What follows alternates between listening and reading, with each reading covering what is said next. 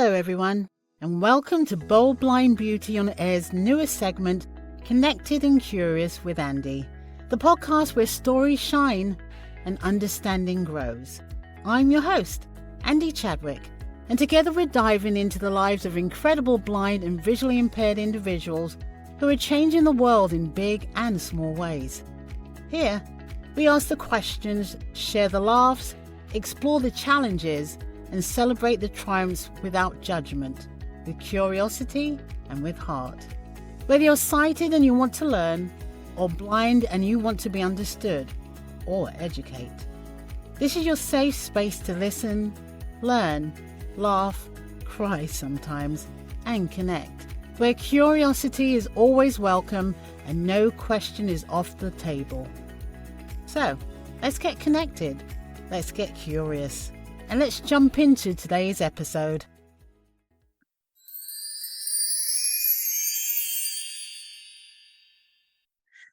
Hello everyone. Today I am super excited for this conversation with the wonderful Stephanae McCoy, the founder of Bold Blind Beauty.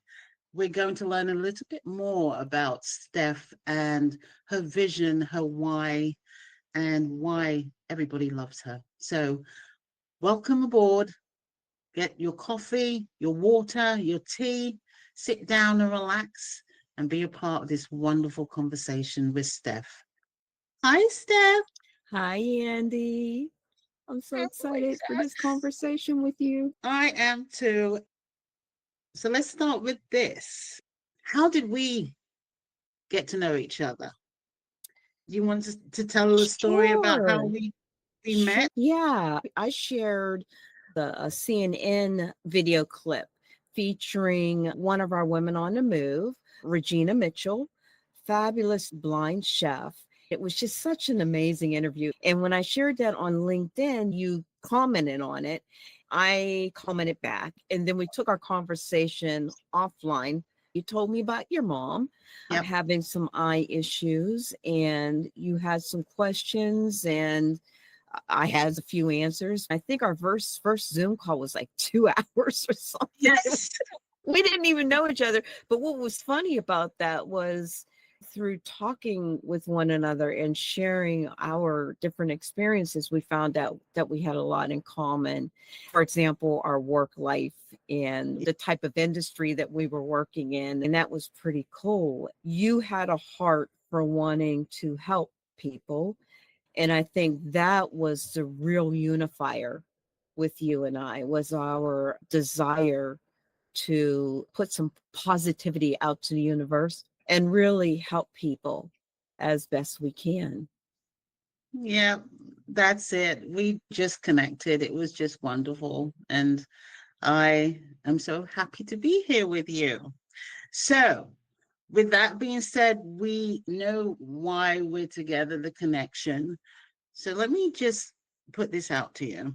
Before Bold Blind Beauty, before all the advocacy and leadership, who was Steph before all of this?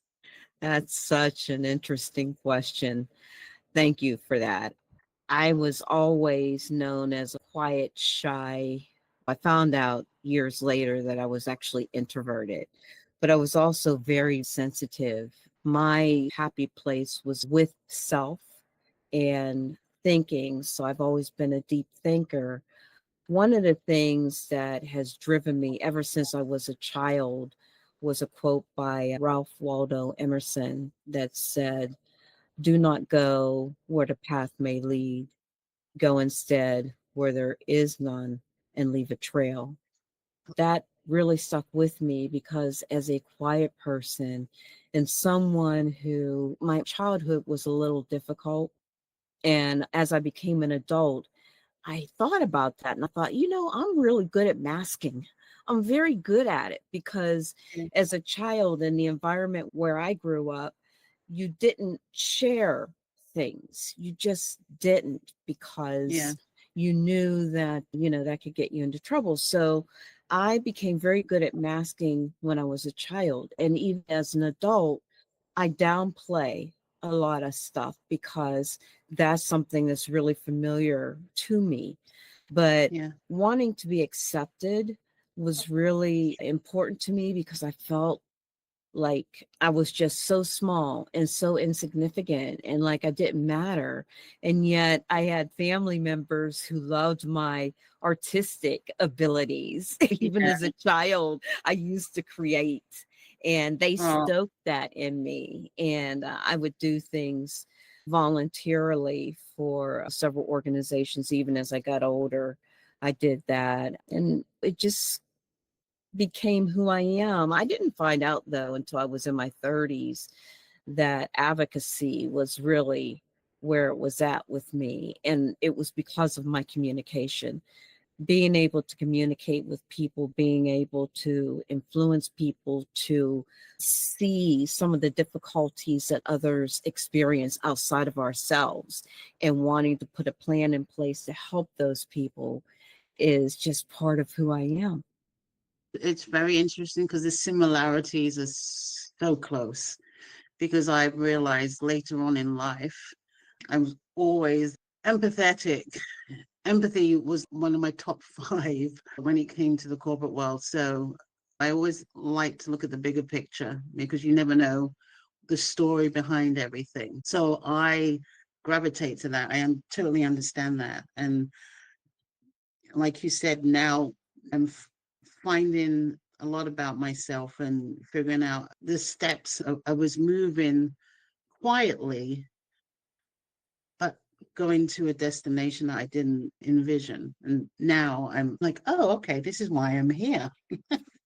So, what's something about your family or your upbringing that shaped the way you see the world, or maybe the way you handle challenges today?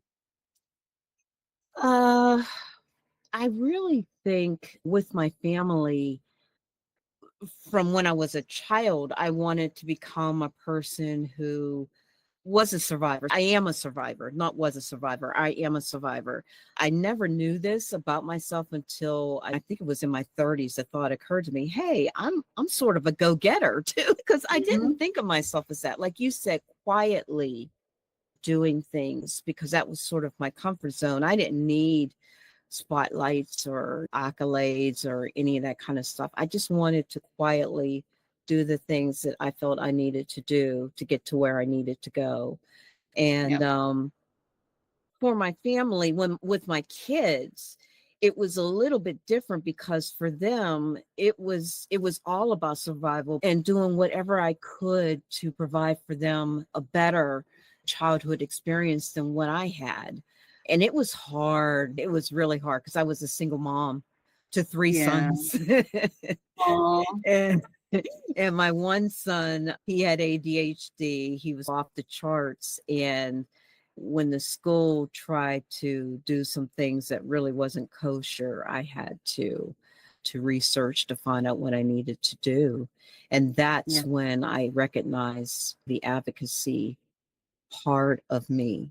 It was yeah, through a lot of writing meetings and those types of things, but really just advocating on his behalf. yeah. Oh, bless. We do a lot of that as parents, right? It's parents as children, caretakers, all of that. That's what brought me to the journey with you and got connected because I was and trying to get information from my mom and trying to be an advocate and ask the right questions for her. I appreciate that. So I'm going to ask you, and if any of these questions don't feel like you want to answer, you're more than welcome to say, no, Andy, let's move on. Okay. So losing your sight, this is something that I'm having a conversation with my mom consistently on, and how it's going to affect or how it will change. But what's something beautiful that came from it that you never expected? Yeah, losing sight is a seriously life altering event. I never expected it. It came out of nowhere.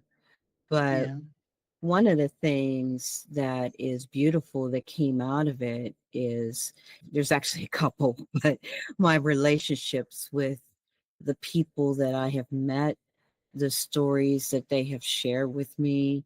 But I think more than that is my insight and the way that I look at things. I love knowledge and I love collecting knowledge. I love research. And I've had people tell me, "You're so wise."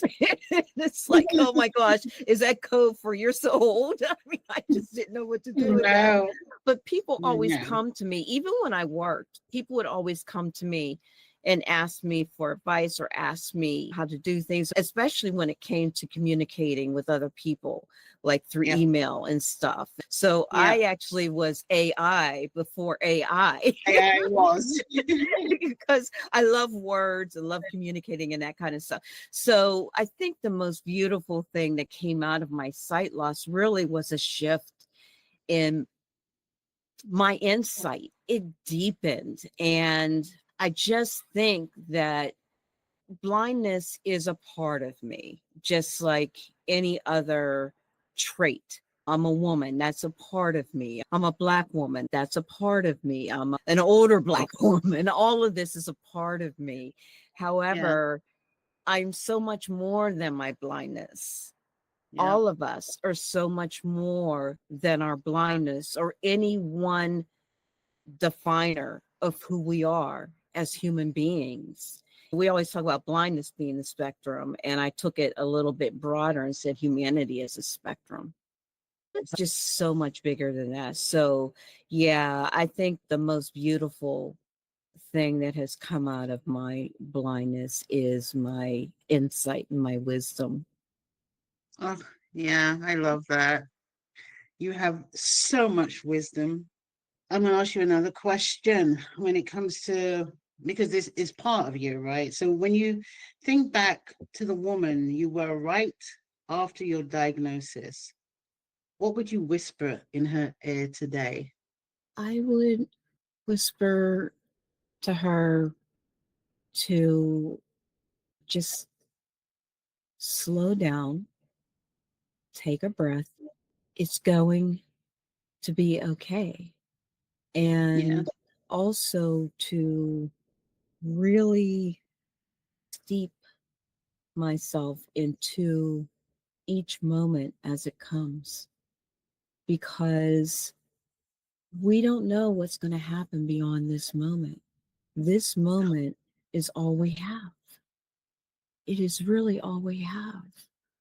And do I want to spend this moment worrying about something that I have no control over that may or may not happen?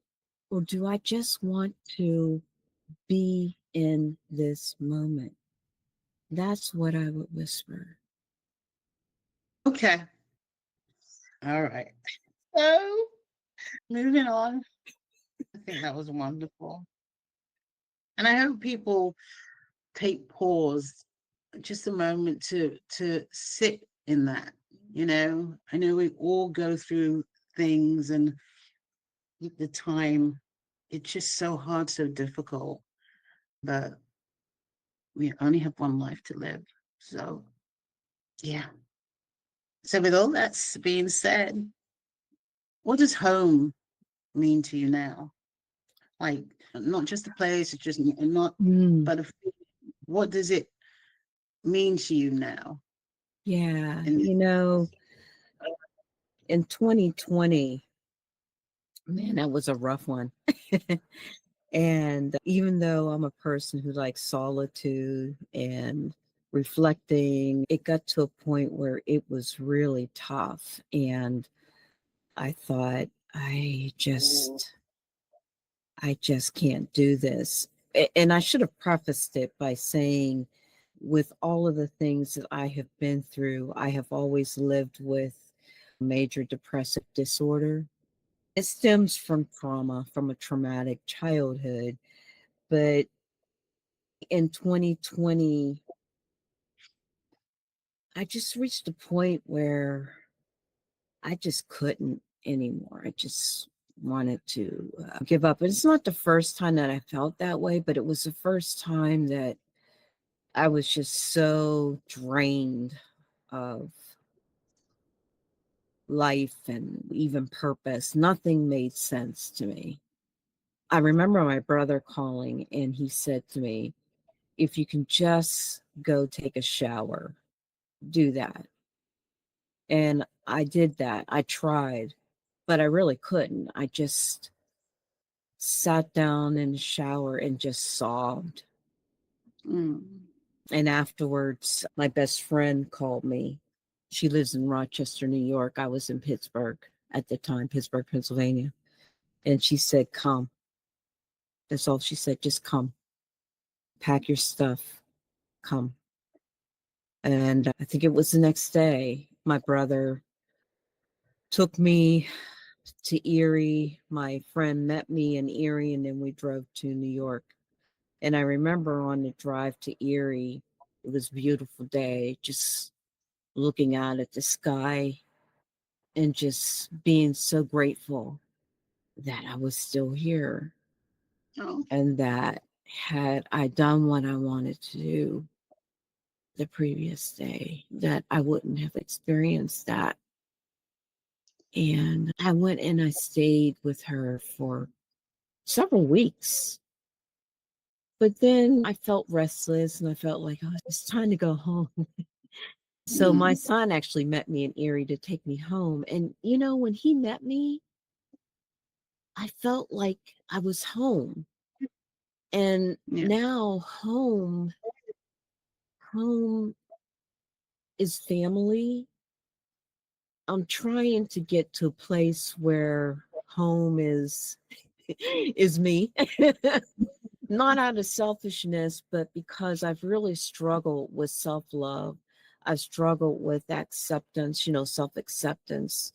I still yeah, struggle with it. I understand it. I understand why it's important because it's hard to love others unless you love yourself. I get that.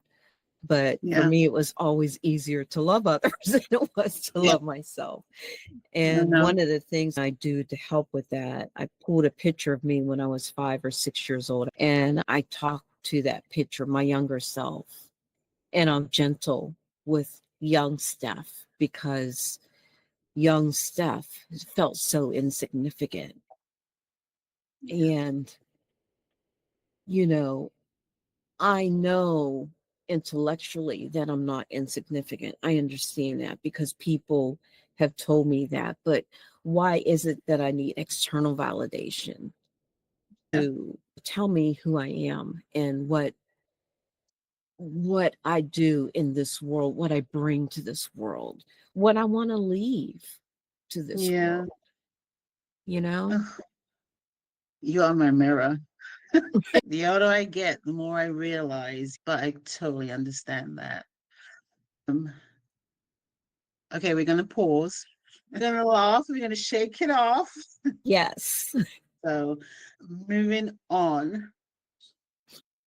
So, with Bold Blind and Beauty, you've built a global movement, Steph, that celebrates inclusivity.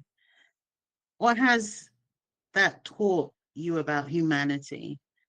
And I know you've mentioned you've discovered yourself. Has building Bold Blind Beauty changed your view in humanity? We're living in sort of chaotic times right now, and sometimes it feels like our world is just exploding. Yeah, And it's kind of funny because, as you know, I went on a news freeze, but you still hear stuff that's happening. But I always knew that there were more good people in the world than bad people. And don't get yeah, me wrong, there truly are evil people in the world. I've encountered evil people, but I do believe that good can conquer evil. And that's one of the things that I've seen through Bold Blind Beauty and through sharing the stories of these remarkable people who are experiencing the world in a way very few people get to experience it. yeah. Even, when we talk about living with a disability, among the disability community, blindness is still one of those disabilities that is like a mystery. People just don't understand it. They don't understand what it looks like, which I think is irrelevant, what it looks like. But I had to learn that myself. And they Yeah. don't understand what blind people are capable of.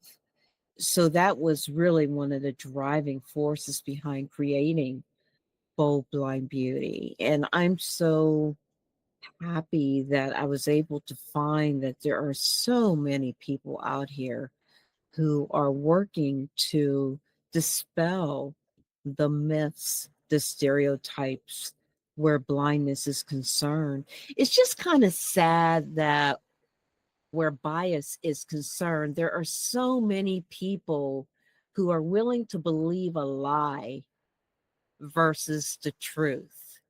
That Yeah. just really boggles my mind. You can show people evidence of truth, what is factual, and they will still prefer the lie over that. When someone shares with you or discloses to you that they have an issue, no matter what it is, if they're sharing that with you, your job as a listener is to believe them. I just don't understand why we have to question that. I mean, there may be some situations, I guess, where people are applying for benefits or something where that needs to be answered. But Yeah. if it's just a conversation among people getting to know people, trying to force people to say something that you want to hear because you don't believe what they're saying is sort of funny. I mean, if I was to tell you that I had cancer, would you look at me and say, "Oh, you don't look like you have cancer"? Absolutely not. Yeah. Can you touch on the experience that you had the other day? Where Sure. do you mind talking Sure. about I that? actually thought about that when I was saying this. I thought about that. So the experience that I had a couple of weeks ago, I went to a doctor's office, and the very first question the receptionist asked me, and it was her tone. It wasn't so much she asked me the question, because I get the question a lot. It's just that most people use different words. So the Yeah. question she said to me was, "Are you sure that you're blind? Because, Oh, it says in your medical record here that you're blind." Just like that, gosh. like she was getting in my face, like she was challenging me. Oh, So I gosh. told her, "Yeah, I'm blind." I said, "Blindness is a spectrum." And then I explained to her exactly what I can and can't see. Yeah. Typically, I don't go that far into it, but with her, because I felt like she was challenging me, I did. So I let her know that what was in my medical record was in fact correct. I am telling you what I am. Okay. And she just didn't want to accept that. And so I know why it was. It's because I don't look like I'm blind. I was able to make eye contact. I'm able to do that because I previously had sight, and muscle memory allows me to do that. Could I actually see her face, her whole face? No, because my blindness doesn't allow me to do that. But I get the general idea of where, her eyes are, Yeah. and I'm able to appear like I can see her. But then right after that, when I was back in the exam room, the doctor comes in, he says hi, I say hi. He sits in his chair, he rolls over to me and says, "So tell me why you're blind." This is a doctor. Oh my gosh. And at first, I laughed. The first thing I noticed as he walked in the door was his gait and his movements. So I can't see him per se, but I could see his body moving a certain way. And as he got closer, I knew that he had cerebral palsy. And Oh, so for him to ask me about my that's terrible. disability was just, That's terrible. I don't want to say unacceptable, but that's mind blowing. it really is. When you're dealing with medical professionals who do that, it just shows that we have so much more work to do. Yeah, so much absolutely. more. And that's why, to some degree, I don't get angry about some of the other ridiculousness that's happening. Mm-hmm. Right now, there's videos where parents are encouraging their children to pretend that they're blind. It's ridiculous. And is it wrong? Yeah. Is it something that goes against everything I believe in? Yeah. I never believed in mocking somebody's disability. I don't care what it is. Because Mm-hmm. again, like I said, that moment and being in that moment, the very Mm-hmm. next moment, that could be you. Yep. So for the parents training their kids to not have empathy and compassion for others who are different is disgusting. Yeah. And just the arrogance of thinking as a human that something can't happen to you, you cannot have or acquire a disability, is really delusional, in Yeah. my opinion. Because if you are privileged enough to age long enough, you are going to find yourself in a situation where you need somebody. You're going to need some assistance. Yep. I agree. So, Absolutely. yeah. So can I just ask you, how do you personally define bold and beautiful today? Bold for me is courage. It's just being courageous and having the courage to really accept all of yourself, being unafraid to show up as yourself. So for me, it was really embracing my white cane, using my white cane, Yep. and showing up. Even though that experience with the doctor and the receptionist was one of those experiences that I wish I could have had a do-over on how to properly educate them in that moment. I'm human. We're all human. They're human. Yeah. And we all Yes. could have handled that situation a little bit better. But despite that, I still showed up. And filling Yep. out the survey after was showing up. Being beautiful is being genuine, it's being true to yourself. It's just being real and not having to pretend to be someone else, to dropping that mask. As a matter of fact, the mask. So I created a Yeah. new design for Bold Blind Beauty called Unmasking Misconceptions. Love it.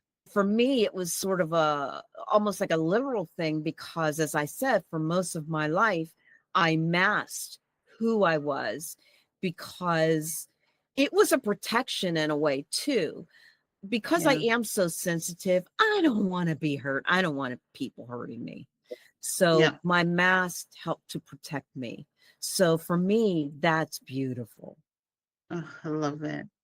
We're talking about people and individuals' comments. What's something you wish the sighted community and the blind and visually impaired community would stop saying to blind or visually impaired individuals, and what's something you wish they'd start saying instead? Because one of the things I wanted with this platform, I wanted it to be a space where we can ask those questions, right?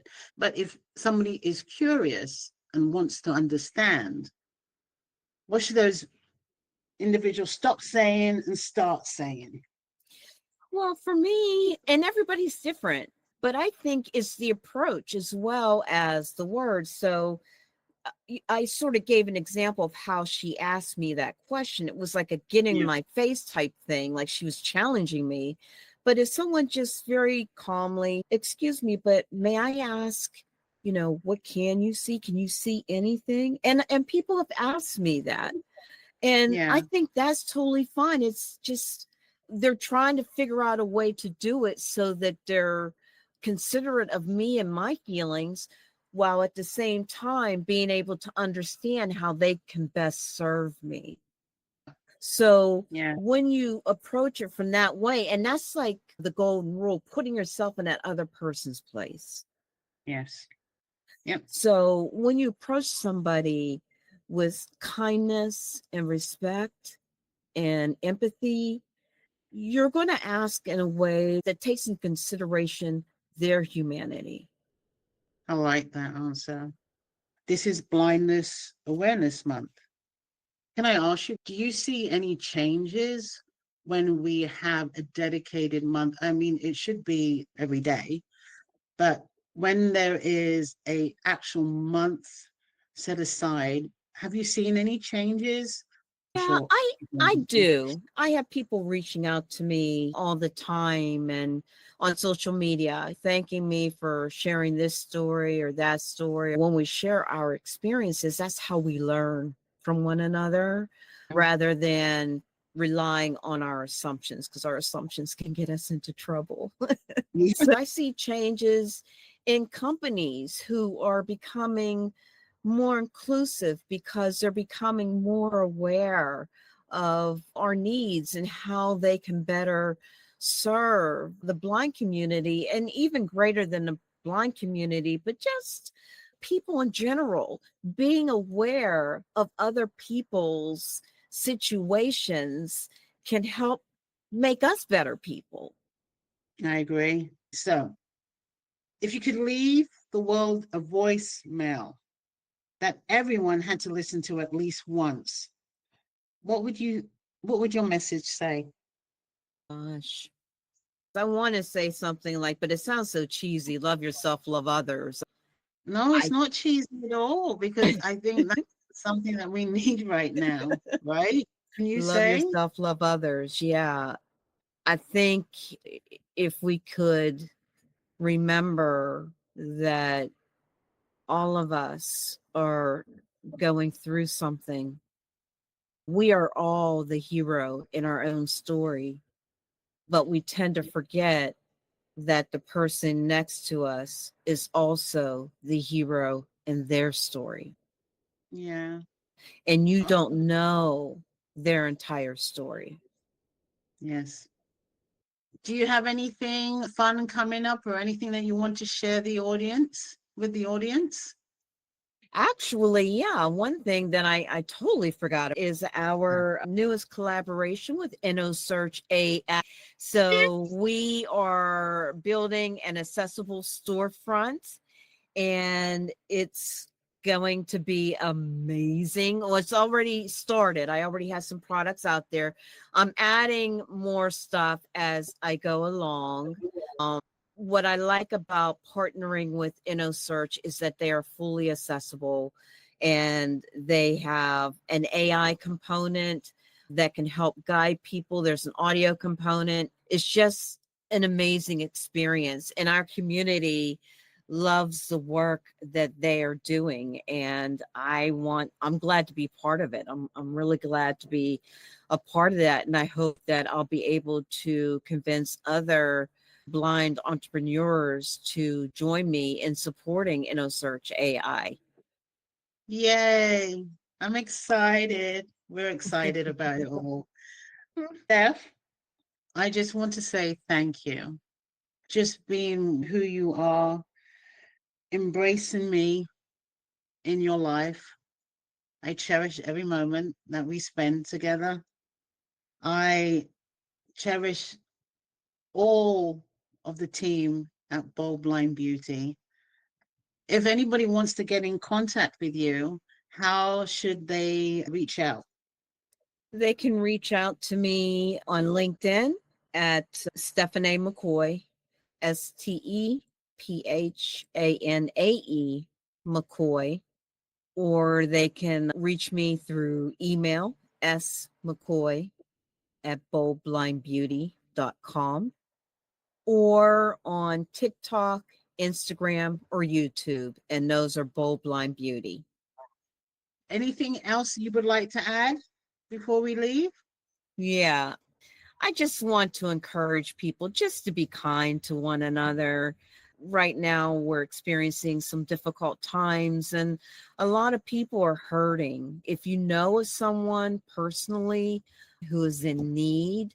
If you can give of anything, no matter how small, every little bit helps. Yeah, I agree. With that being said, thank you so much, Steph.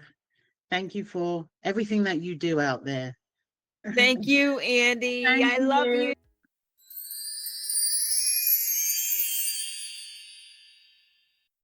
Thank you for tuning in to Bold Blind Beauty on the Air's Connected and Curious with Andy. I hope today's conversation left you inspired, educated, and a little more connected than before. Remember, curiosity brings us closer, and every story shines a light. Until next time, stay connected, stay curious, and keep shining.